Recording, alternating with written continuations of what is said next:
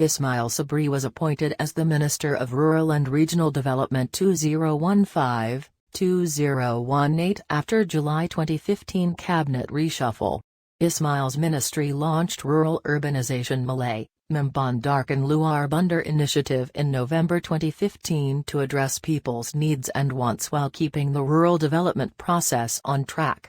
To encourage the younger generation to continue living and building their future in rural areas, basic rural infrastructure is expanded, particularly in underserved areas such as Sabah and Sarawak, as well as rural areas in peninsular Malaysia, including Erang Asli areas.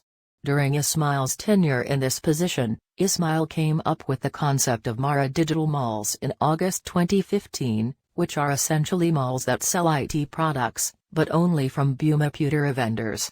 The initiative was intended to enable more Bumiputera traders to sell digital goods and IT gadgets, with lower rents than existing IT centers. 27 traders were given a 6-month rental subsidy to establish themselves in March 2020 following the change from PH to PN government. Ismail was appointed as Senior Minister of Malaysia Security Cluster and Minister of Defence under new Prime Minister, Muhyiddin Yassin, to serve in the PN cabinet. 29 His tenure involved conducting daily briefings related to security issues during the COVID-19 pandemic, including those related to Movement Control Order (MCO) restrictions. 30-31-32 He criticized Al Jazeera for a documentary about treatment of immigrants during the MCO, demanding the network apologize for what he alleged was false reporting. 33 During the 2020 Sabah state election, Ismail Sabri told the press that voters who had traveled to Sabah to vote from other states would not need to quarantine upon their return.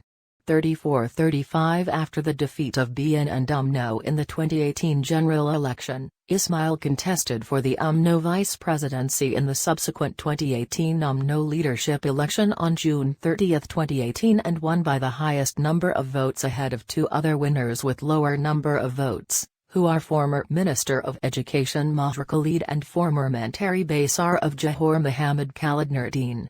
As he was the most voted among the three-party vice presidents, he is also the highest-ranking party vice president as the party first vice president. He is ranked the third after party president Ahmad Zahid Hamidi and party deputy president Mohammed Hussain.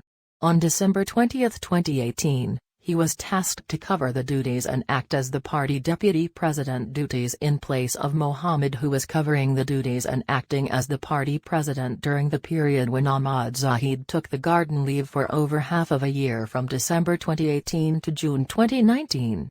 Ahmad Zahid has repeatedly called for the next Malaysian general election to be held as soon as possible, while Ismail Sabri remains uninterested and undecided on the issue. However, Ismail Sabri also promised to hold the election when the time is right and when he is confident that BN will win it and return to PAO. Confident